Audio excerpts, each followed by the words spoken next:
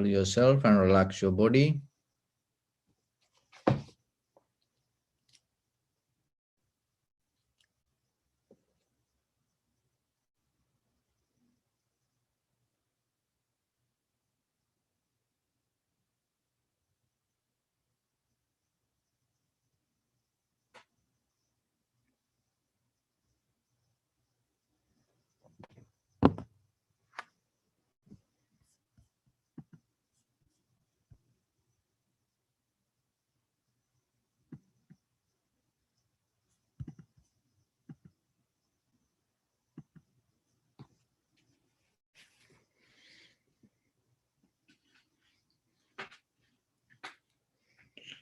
Okay, so dear Dhamma practitioners, we're going to start our ongoing meditation session now. Keep your back straight, neck head straight in one line, and your right palm on your left. So gently close your eyes and focus your mind to this bell sound. And while you're focusing to the sound, mentally relax your body, relax your mind, relax your breathing with your thoughts. Do nothing extra. Just follow the sound, please.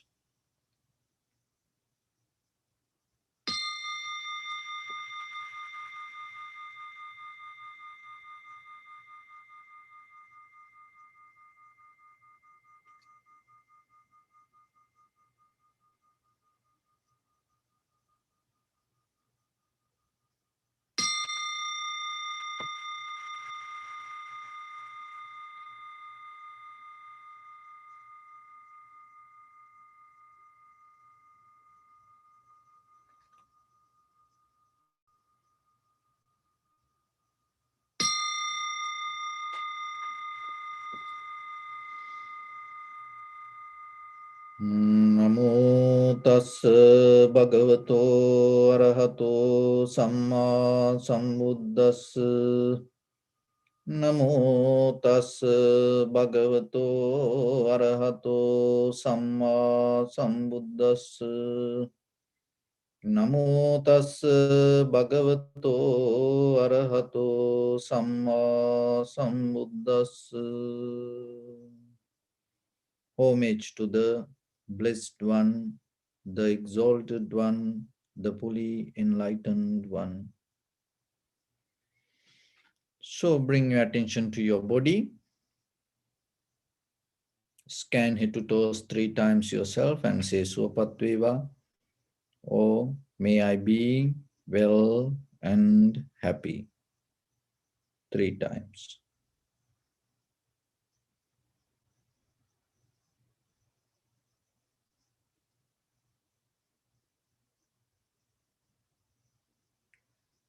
Take a moment and think. We gathered here in this moment to practice this ancient meditation technique. All the Buddhas, all the enlightened masters followed this path and achieved wisdom. So we also gathered here to accumulate that knowledge. In this moment, with this sitting, may my body become more comfortable.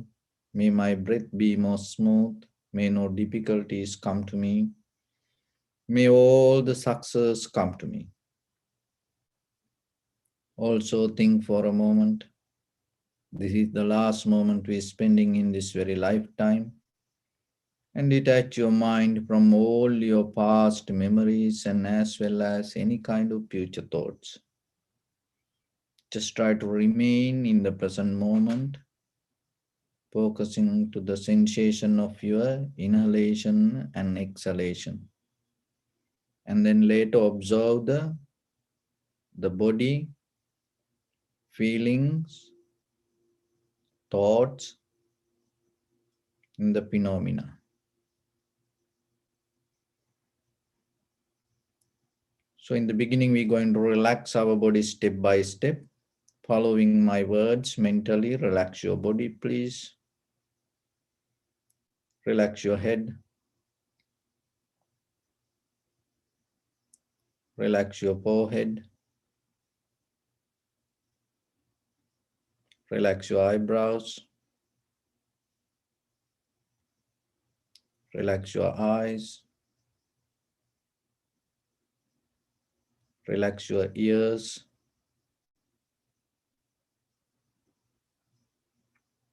Relax your nose.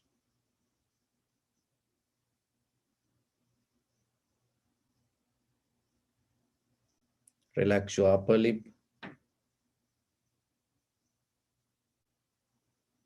Relax your lower lip.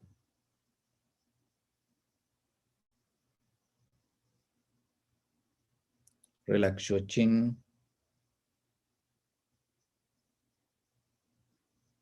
Relax your whole face muscles.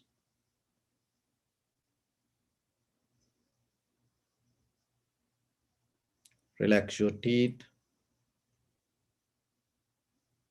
Relax your tongue. Relax your mouth. Relax your throat.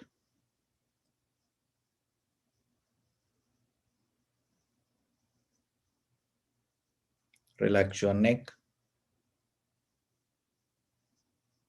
Relax your shoulders, arms, elbow, forearms, palms, fingers, fingertips.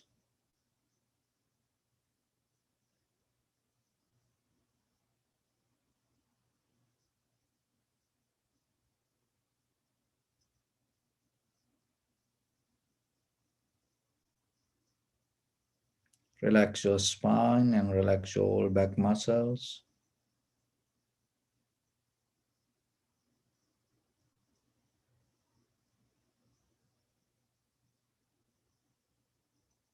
Relax your chest and relax your abdominal muscles.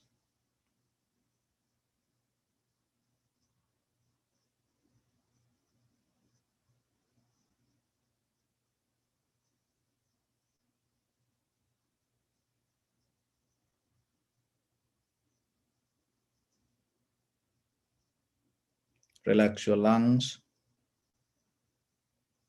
Relax your heart. Relax your liver. Relax your kidneys.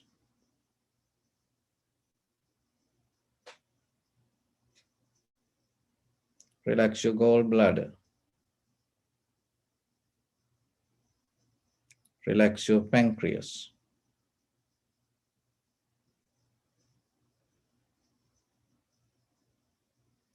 Relax your small intestine. Relax your large intestine.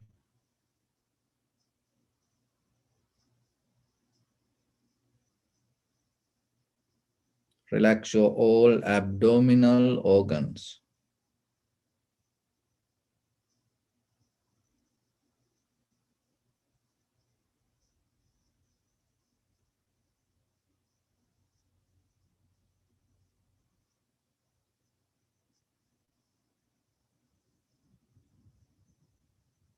Relax your butt.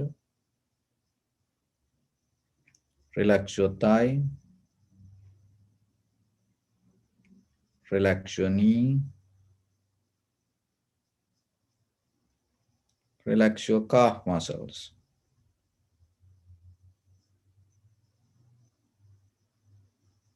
Relax your foot and relax your toes.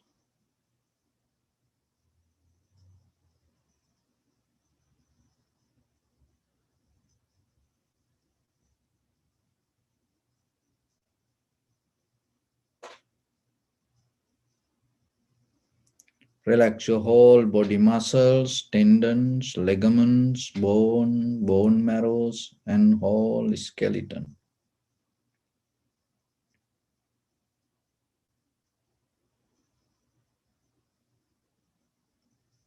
Release the tension in your mind and keep relax your face muscles.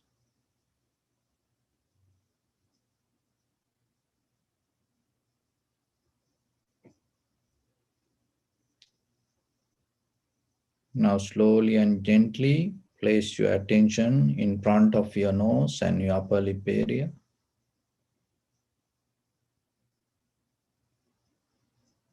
Deeply and gently Breathe in, breathe out 3 times and find the sensation of your inhalation, exhalation, please.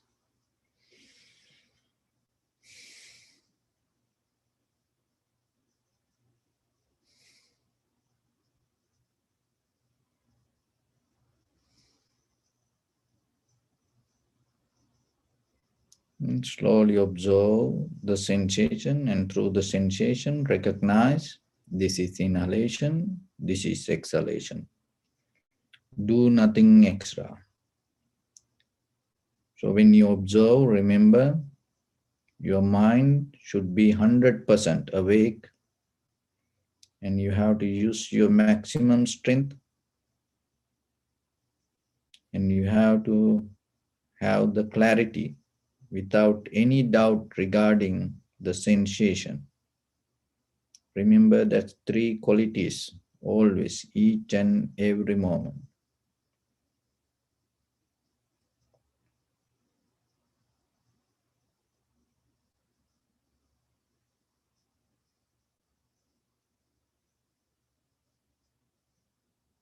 Just allow your inhalation, exhalation to happen naturally.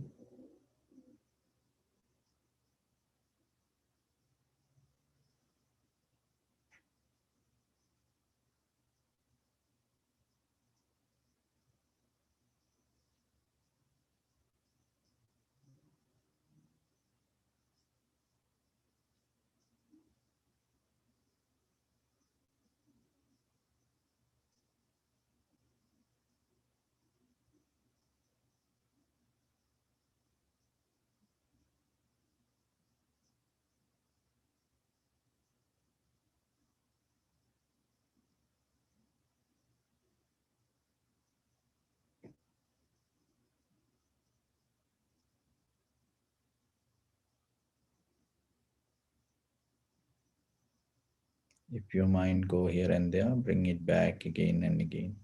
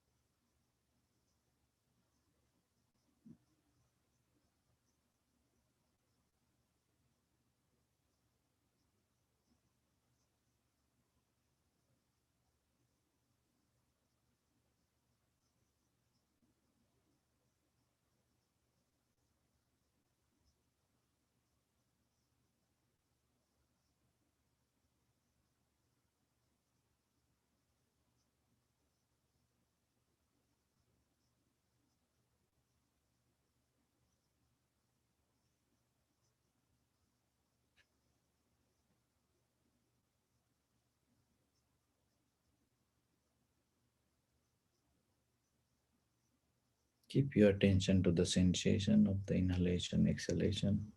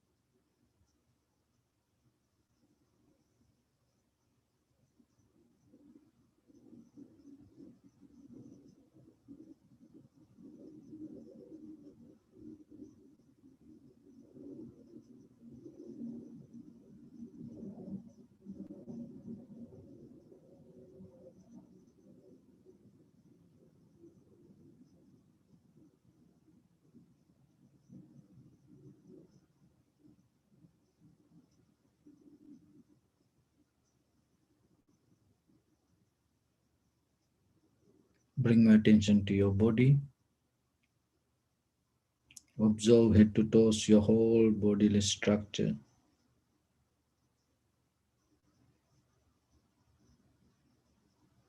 Observe your posture.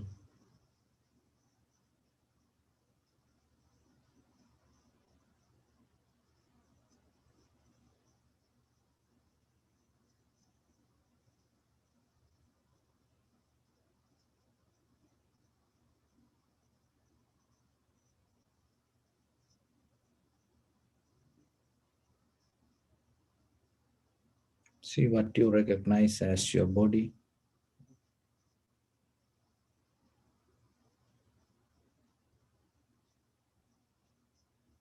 Because when you close your eyes,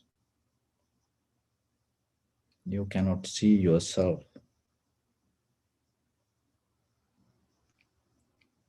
But how you get into know this is my body?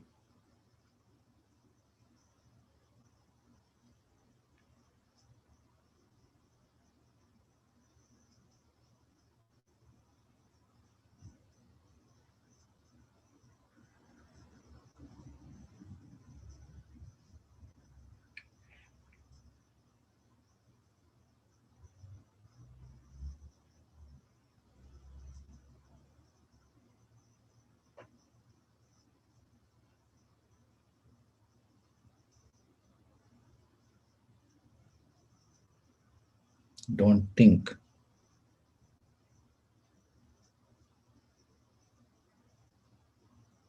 Just observe and recognize.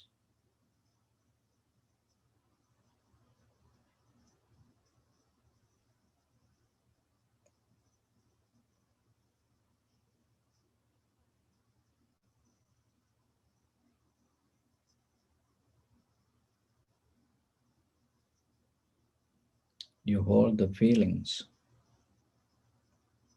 Through the feelings, you recognize this is my body. And observe the feelings, sensation, without reacting to it. Just observe.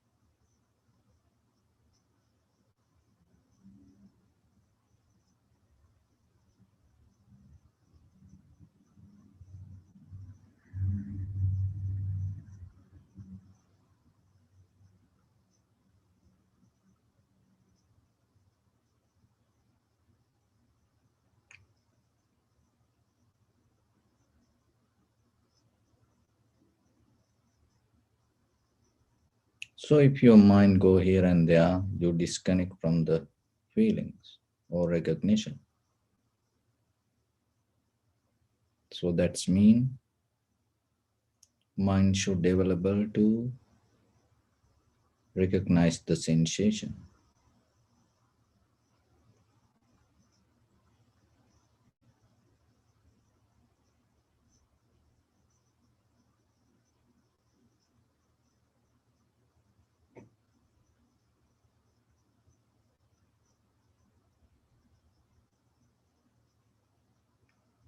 Observe the thoughts.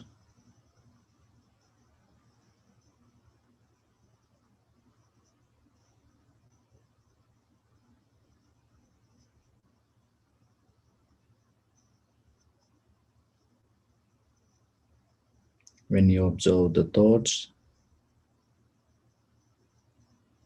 you have no body, you have no form, you become formless.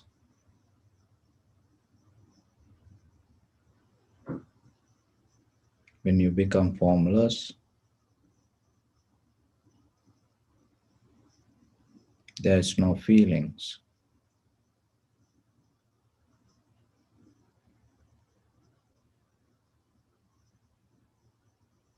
See how the mind happens.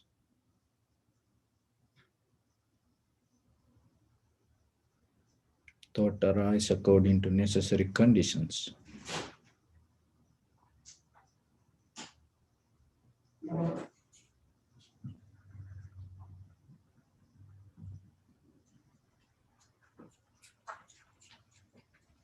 So the body is not the body, feelings is not the feelings, mind is not the mind.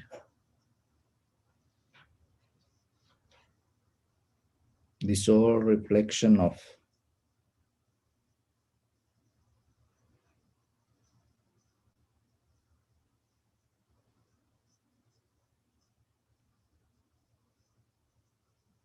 conditions.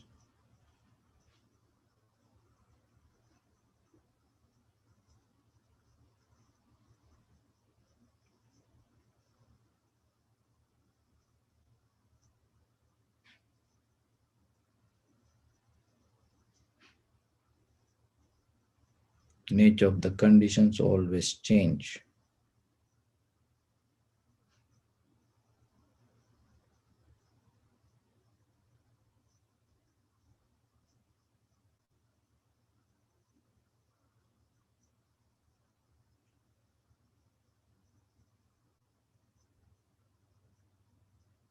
Change is not just a movement of something.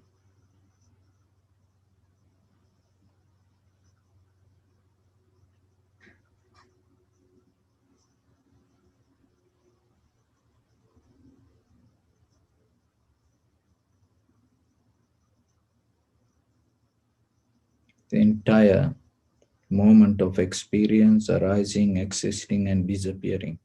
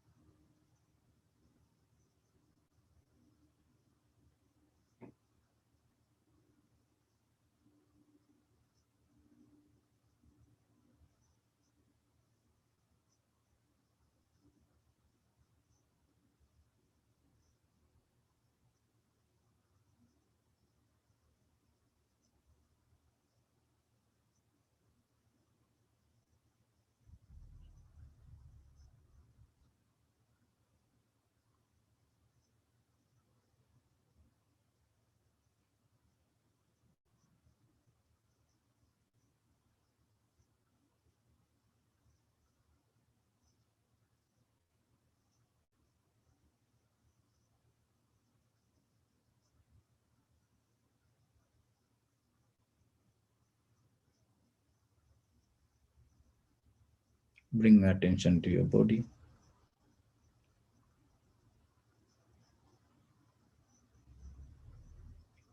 Observe your posture.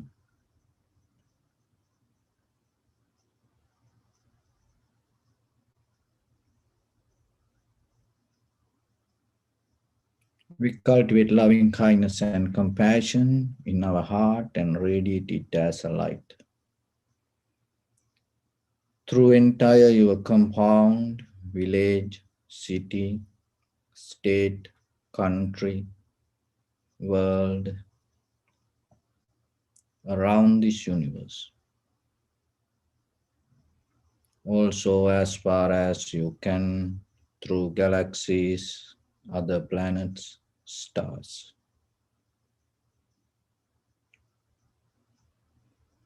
reminding yourself like this with clear intention. Mentally repeat after me. May all living beings in this universe be well and happy.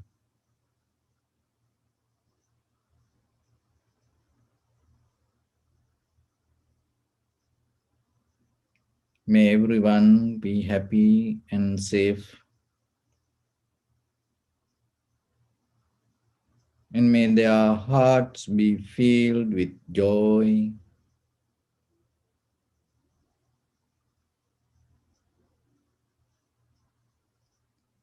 May all living beings live in security and in peace.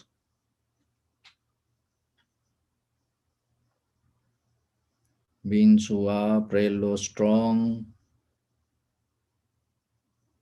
tall or short, big or small, visible or not visible,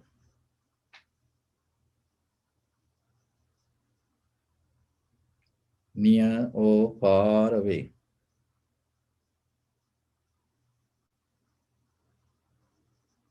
already born or yet to be born.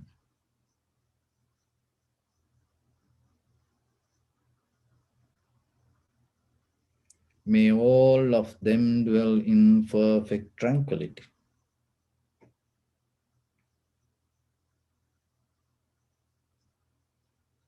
Let no one do harm to anyone. Let no one put the life of anyone in danger.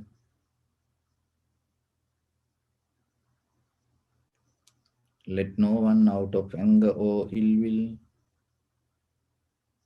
wish anyone any harm.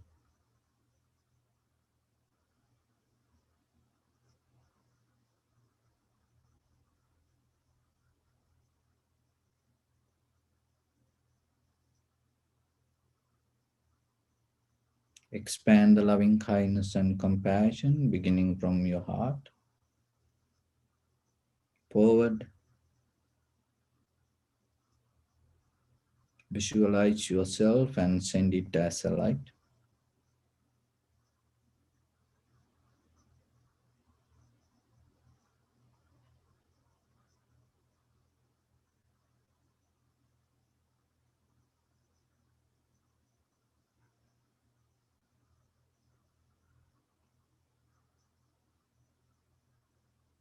To your backside,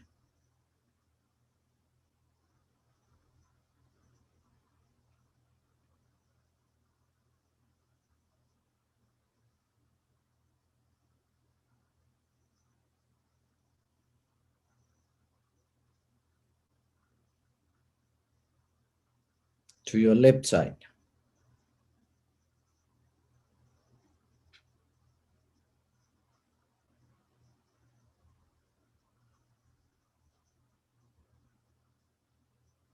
and to your right side.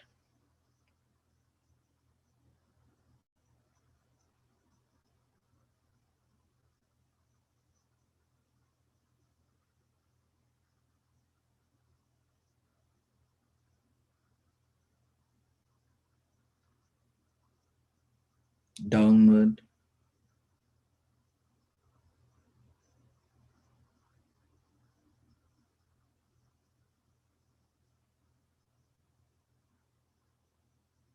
and upward.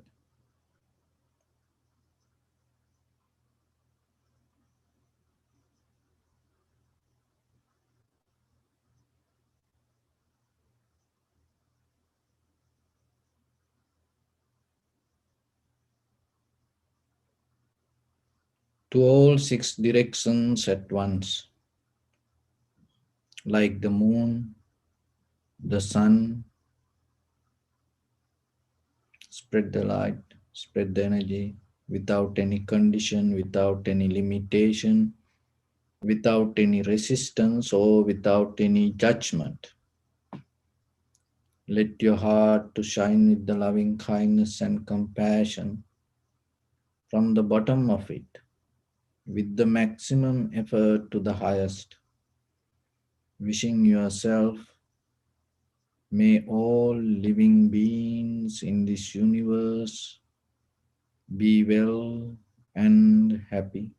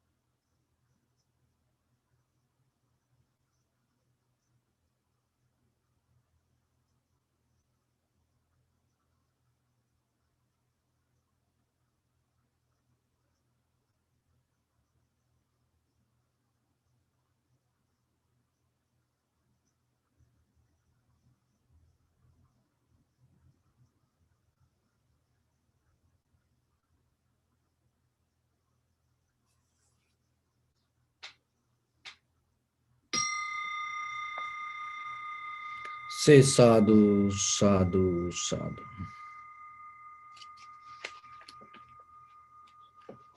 So, dear Dhamma practitioners,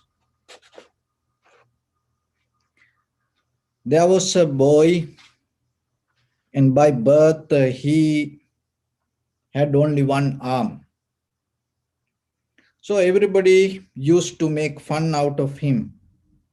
And when he go to school, and other friends gave a hard time. And even no one used to appreciate him. He became kind of like a, useless person. One day he was walking through the street. Then he saw some people practicing judo. Judo is the one of the well-known famous martial art come from Japan. So this boy every day used to see these people practice. And then there was an old master teaching, sensei. And one day this boy stopped outside the class and start to look what these people doing. And this old sensei saw this boy and told, come in. And this boy entered without any hopes. And he was a kind of like a person rejected from everybody. But this is a kind of a strange invitation for him, because mostly people say, go away, go away. This is the first time he heard, come in, somebody asking, somebody inviting him. And even it was a kind of like all the strong people practicing, and he got a kind of like, he became so happy inside, but at the same time he had the fear. So then he entered to the class, and this old sensei asked, you want to practice? This boy was so happy and told, I have only one arm, these old people. So then the sensei told, so from tomorrow, come after school. So he go to school. Now everybody, make fun out of him. He don't care now. Why? Because he have a dream to go to the class, because there is a place that somebody appreciate somebody inviting him, somebody giving a space. So the boy became kind of like, so calm, relaxed when while that other children make fun out of him. So then what happened? This boy start to practice, and the sensei, the teacher, taught him only one technique. The other boys, other students used to learn many techniques, but teacher 6 months just taught only one technique. So this boy keep practicing with his one arm, and then one day asked, "Can I learn any other snakes? The techniques?" The teacher told, the sensei told, "No, just keep practice, keep practice. Don't have any hopes regarding any other technique. This is the only technique you have, and this is one of the most difficult technique in judo practice. So keep practice this." So the boy start to keep practice, and he didn't look for any other, options, any other techniques. Just one technique he keep practice. After 6 months, he became kind of like a more skillful student with that one technique in one arm. So then what happened? There was a competition, and the teacher took him there. In the very first level, the first round, he beat the other guy and he became first. So then he went to the second round and he became the first. So somehow, little by little, he keep beating to everybody and then came to the final. So that day, all the other teachers and came and had the meeting, and then having a discussion regarding the capability of this guy, because maybe he get injured and he have no much experience. And so then, but the sensei, his coach told, "Don't worry, I'll take all the responsibility." And then he went to the final competition, and there was a strong guy and tried to fight with this 6 month train, this newcomer. So then what happened? This boy won the tournament and he became the best. So then on the way, the teacher and this guy had the conversation. This student asked, "Sensei, how this happened? This all the boys, this all other students, and used to practice so long, and I just practiced 6 months, and even I have only one arm. So what happened to them? How I became like this?"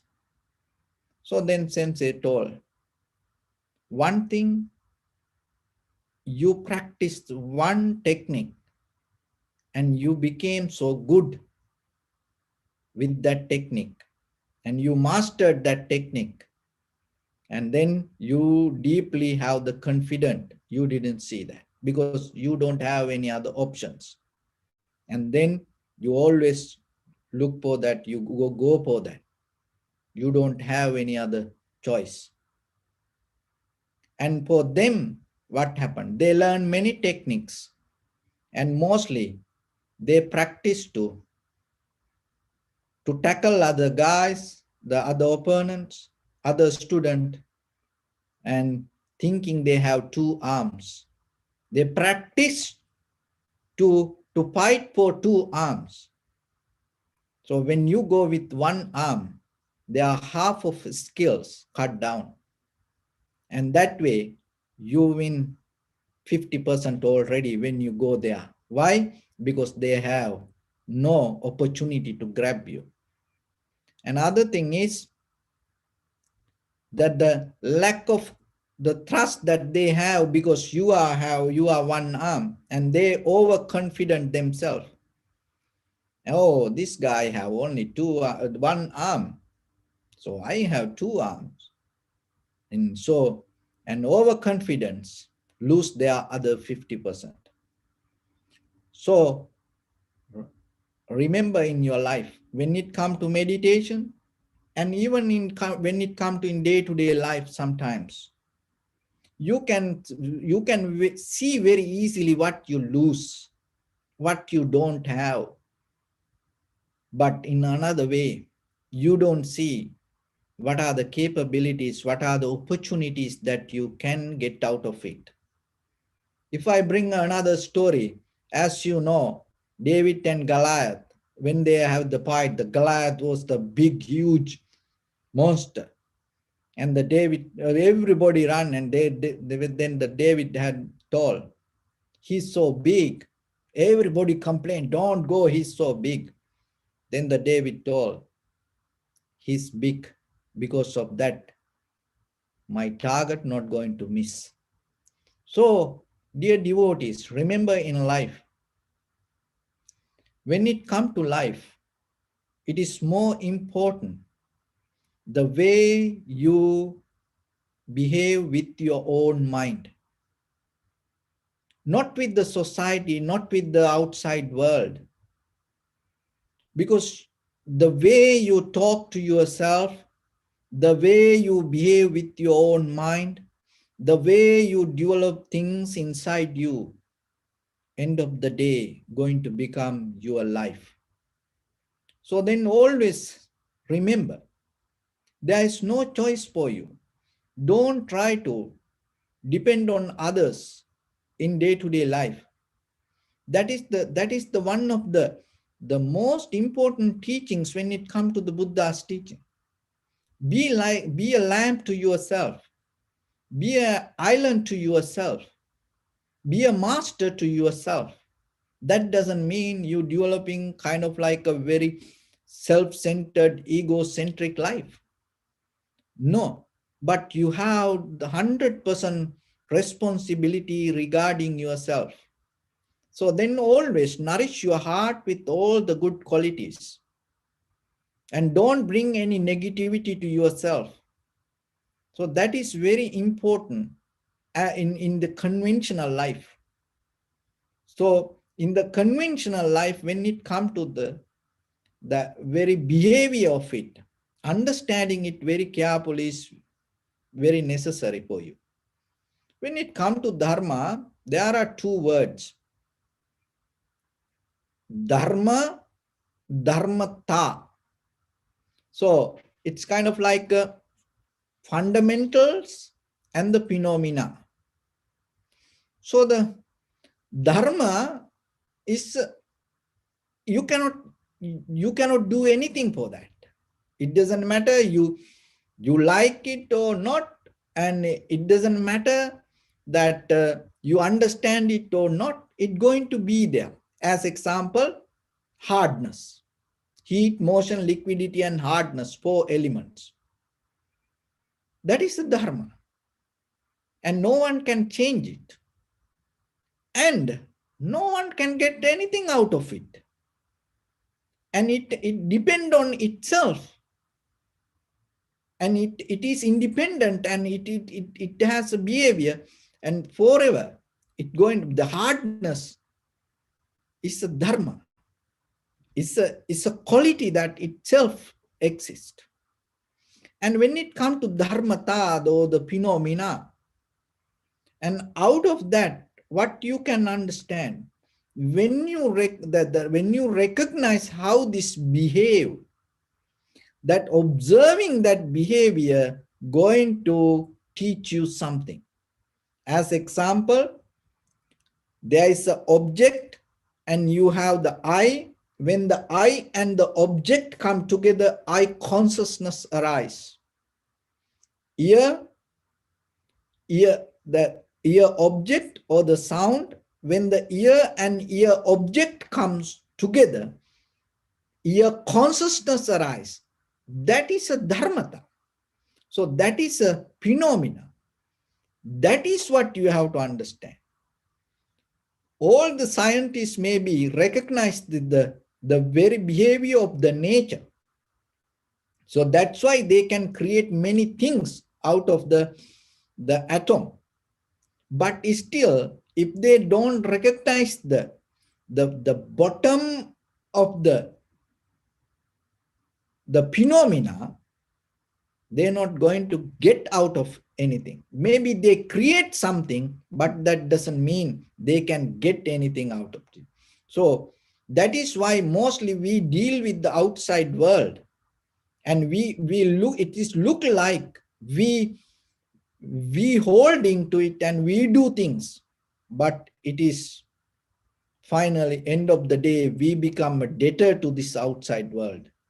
But recognizing phenomena, it is not like that. Using this everything, you become free. And rather than becoming a debtor, you become free. So there's two ways. Using that all the four elements, you can create something and you can make something happen, and then you can bound to that whatever the outside result, and then you can put a name, I did this. Of course you can do that, but see that as example, you making different parts, and then you create a pen. It's brand new, it is completely your the design, and then you use all the four elements to make this pen happen like this way, and then you bound to this pen and tell, I did this, and then you put your name also, you get the patent and you hold it to it, and then you think, I did this. So then what happened? Your mind caught up to this, and rather than becoming free from this, and you became a debtor to this. You are always harbor to this. And another way, you recognize the four elements, and then you recognize that what happened, how the four elements can change to different things, and out of that change, how things can arise.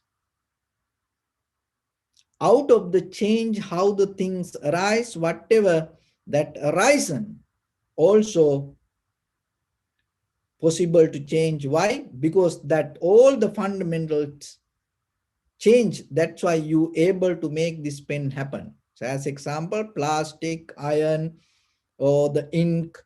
So this everything, heat, motion, liquidity, and hardness, able to change. So that's why you make the pen happen. So then that as a result of that change, this pen became. So then this pen invisibly bound to change. That is the Buddha's teaching. Rather than bound to this and recognizing that what is the deeply that inherent within this. So how this became like this? Because of the change.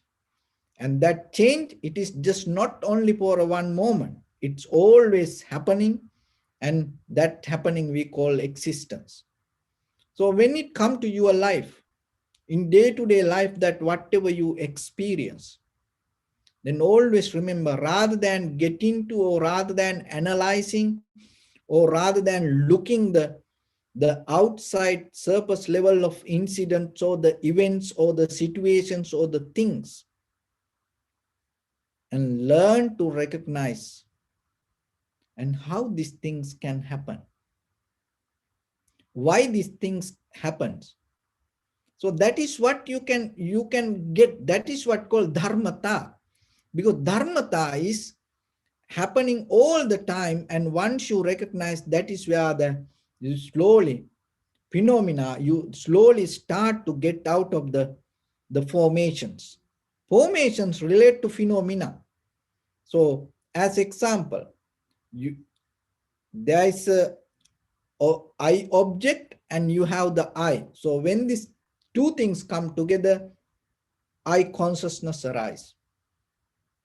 So then that mechanism, billion years ago, if somebody used to be in this world, that person also had that. And then in the future, billions after eons, whoever have the I, if there is an object, when these two things come together, I consciousness going to arise. And not only this planet, if you hear, or maybe the Mars, they have in human beings or any other beings, and they have eyes, and then they also going to have the I consciousness. So that is a phenomena that you cannot change. And but when you understand that, that is where that wisdom is what you need. Because other than that, what you going to do with the hardness? Because you are itself a result of hardness. So what you going to do with the motion or liquidity or the heat? You cannot do anything. That is the very nature. You are came out of it. But when it comes to the Buddha's teaching, you have to remember and you have to recognize how this behavior happened. That is why we go with the cause and effect. If you don't go with the cause and effect, and or if you don't catch the phenomena, maybe you recognize the fundamentals. Recognizing fundamentals doesn't mean it help you to gain the liberation. So before the Buddha, and even nowadays, even there are many other people can get the fundamentals, but they don't recognize the behavior of the fundamental. So then always remember, your purpose should be, when it comes to your inner recognition, when you observe the pain, just recognizing pain doesn't make any sense. Of course, you know you have a pain because it is a part of consciousness. Then what to recognize? It is there. That's when you see the pain, it's a part of recognition. Otherwise, you're not going to get the pain. So then what did it say? Recognize the behavior of the pain.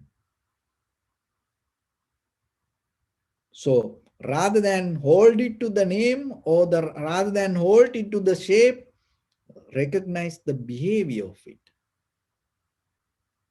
So there are two words, change and impermanent. So the change, when conventional, you everyday experience the change. But when it comes to impermanence, why you cannot catch the impermanent out of the change? Because if you go with the change, it's kind of like you go with the outside layer. But when it comes to the impermanent, you see entire process arising, existing, and disappearance all. So this every day it happens. It is there. That's why it teach. It is visible. It impermanent is visible. But why we cannot see it? Because your mind interfere with something else. So that's why through the meditation, little by little, we trying to get into that. So what is the meaning of it is visible? How you can experience that? So when it come to impermanent, or when it come to that arising, existing, and disappearance in day-to-day life, just imagine you just see a tree, or maybe you see an apple tree. So when you see the apple tree, in that very moment, that is the present moment. You recognize this is a tree, and then maybe you recognize if there is apple, or you recognize this is apple. That recognition is the present moment. That is what we every day trying to get into that. And the invisible also visible to you. So what is that? So you don't have a tree, then there is a space in your garden. Then you go to garden shop and you buy a little plant, apple tree. So how you buy that? Why you buy it? Because you know this tree going to give you apple.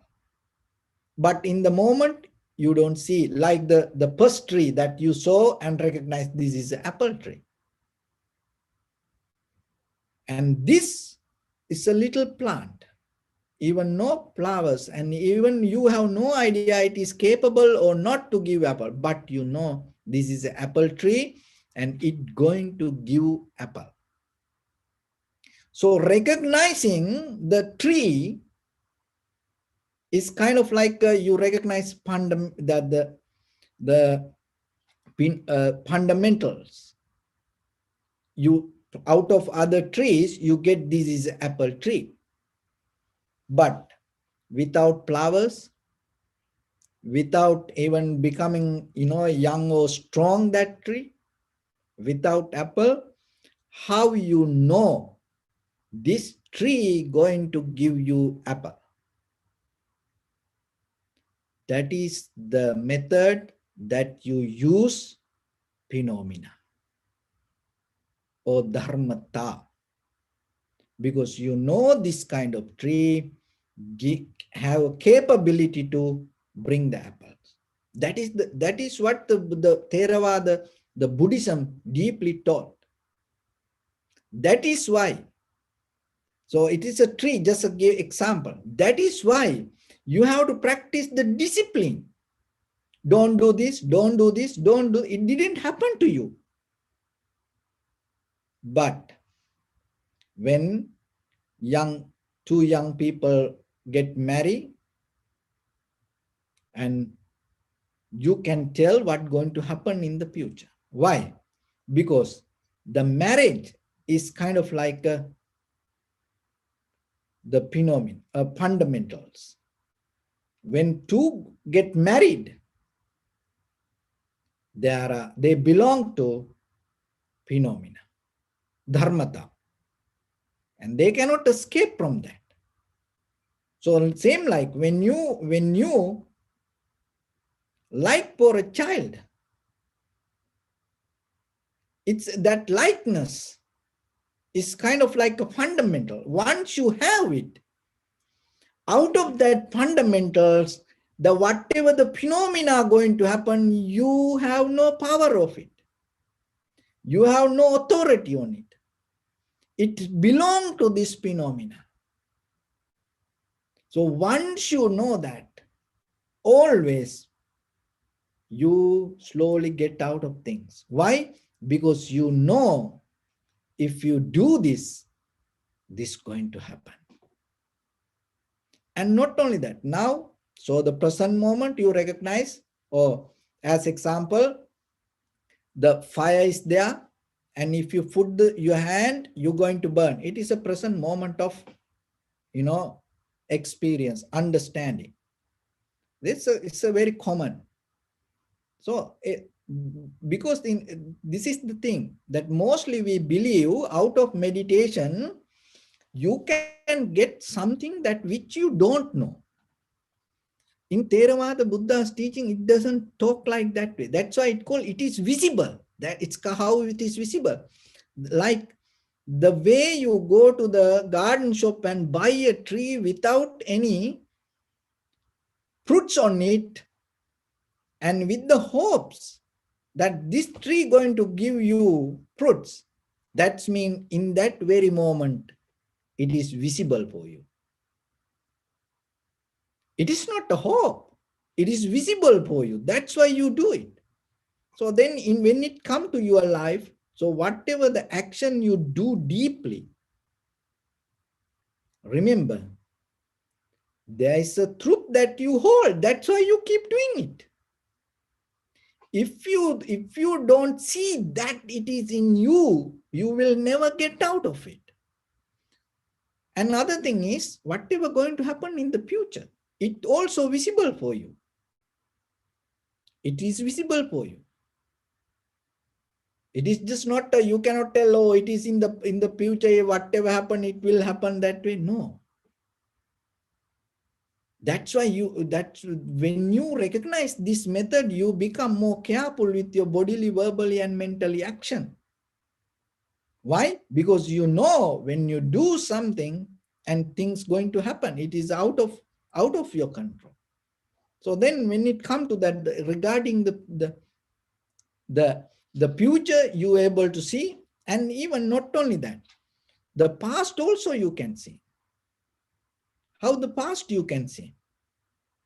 So just imagine the apple tree, that you see a tree and then it's already and uh, died. So then around that there was a fire, that the kind of like a few days ago there was a fire happened, and now this tree already burned little bit and died. So you recognize this tree died, and not only that, you able to recognize the reason, that through the present moment of the reason, you recognize what happened in the past. Because of the fire, this tree died. So see, it is visible. That the past is visible for you. So like that way, when you come to the moment, that whatever in the moment, in this very moment, remember, you are not disconnect from that whatever you have done in the past, and or whatever you're going to do in the future. That's why when it comes to Buddha's teaching, see, remember that Buddha, even you can remember when you keep practice meditate, when your mind become clear, all the things you're going to remember. Even in the mother's womb, you can remember. Even your previous life, you can remember. And not only that, even around you, people, you can remember. But that memory not going to bound and hold, oh, this is like this way. Why? Because when the mind become clear, you recognize how this all happened, and not only that, why this happened. So like that way, when it come to observing and recognizing, means you observe the moment of the experience to recognize the phenomena or the dharmata. So how these things happen. So then you see the change. So when you able to recognize the change, means it is just not the moment of disappearance. Arising, existing, and disappearance, the entire process is called impermanent. If you don't see that, if you just only see the arising, or if you see only the existence, if you see only the disappearance, you cannot understand what is impermanent. So the impermanent means arising, existing, and disappearance. So when you see the change, in the very moment you recognize something or the object, and when you keep observing, what will happen? Your mind become clear and sharp, and that clarity will show you arising, existing, and disappearance. But the thing is, when the mind is interfere with something, you're not going to recognize this. As example, look, in the very moment you don't see your inhalation, exhalation. But when you put the attention, what will happen? You will recognize how the inhalation arise, and how it continue, and how it end. That seeing this entire process is the recognition of impermanent. So then, rather than just observing inhalation, exhalation, it's kind of like you caught up in the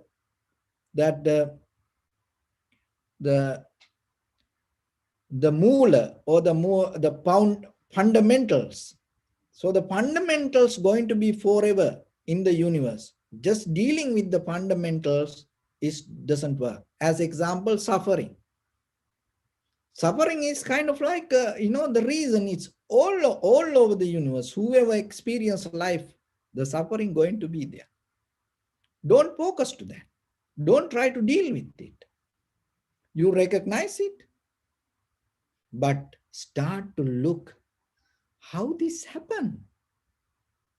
Go into it and investigate it. Happiness. Happiness is everywhere. It's happening all the time. You have no power out of happiness. But rather than caught up on it, settle down on it, start to look, what is this? How this happening? Then you're going to see something. That is what you need. But the thing is, we mostly try to intellectually understand suffering, happiness, dukkha, or the fear. We trying to understand things. So that doesn't work in life. It doesn't matter you understand it or not. It has its own way. But start to look. Why? Because your time is very limited. So don't waste your time for unnecessary things. That's why the Buddha mentioned, when it comes to Satipatthana or the Vidarsana, from 7 days to 7 years, and the Buddha guaranteed, and you can attain to enlightenment. That means you don't go with unnecessary informations. You directly go to how things arise, existing and disappearing. When it comes to that, it doesn't matter for you, it is a happiness. It doesn't matter for you, it is a dukkha. It doesn't matter for you, it is a comfort. It doesn't matter for you, it is a fear. So then you come out of the dualistic mind, the very first level. Remember that. If you are caught up in the dualistic mind, you cannot look for that. So once you get out of the dualistic mind, your main purpose is recognizing how this happened. Then you're not focusing to, it is a happiness or it is a unhappiness. No, you don't focus to that. Because look at the world. The world is trying to deal with that way. And how to get out of the happiness, the unhappiness, and how to increase the happiness. How to get out of the death and how to create the longevity. When it comes to the vipassana level of observation, we don't look for that kind of details. So in life yourself, remember, when you come to a point to see whatever that happened, rather than dividing it to a categories with the dualistic mind, with the comparison, if you try to do things, you cannot get into the Dharma. So in the deeper level, what you have to do, start to look how it happened and the way it happened. And then you will see, it doesn't matter, it is a happiness, it is an unhappiness, you're going to see something. That something is that everything happened the same way. How you cannot get into kind of how it is possible like that way. That is why you have to experience that. But the thing is, we are caught up into theories and we are caught up into patterns. We are caught up and we are very limited to teachers or the certain kind of practice or the techniques. Because of that, ourselves, we cannot get into that freedom. So then little by little, when you practice meditation, always look rather than putting the names, categorizing and dividing things, and go with your past experience, just the moment of experience, just look what this is and how this is happening. Then you will see arising, existing, and disappearance is equal to everything. Everything. Everything means everything. When the day you recognize that. That is where you become free from this all the thoughts that you carry in your mind. So that is the day we call your liberation, your transformation, or your ultimate bliss of Nibbana. So with that, I bless upon everyone with this good practice. May all of you be well, happy, and peaceful. May no harm come to you. May no difficulties come to you. May no problems come to you. May you also have the patience, courage, understanding, and determination to meet and overcome inevitable difficulties in your life. During this time period, may everyone stay healthy and safe. And finally, may all of you attain supreme bliss of Nibbana. Sabbityo vajjantu sabbarogo vinassatu mate bhavatantarayo sukhi digayuko bhava. Ittavata ca ammehi sampadang punya sampadang sabbe deva numodantu sabba sampatti siddhya. Sabbe bhuta numodantu sabba sampatti siddhya. Sabbe satta numodantu sabba sampatti siddhya. Idam me punya kammang asavakkaya vahang hotu. Sabba dukkha pamuncatu. Bless you.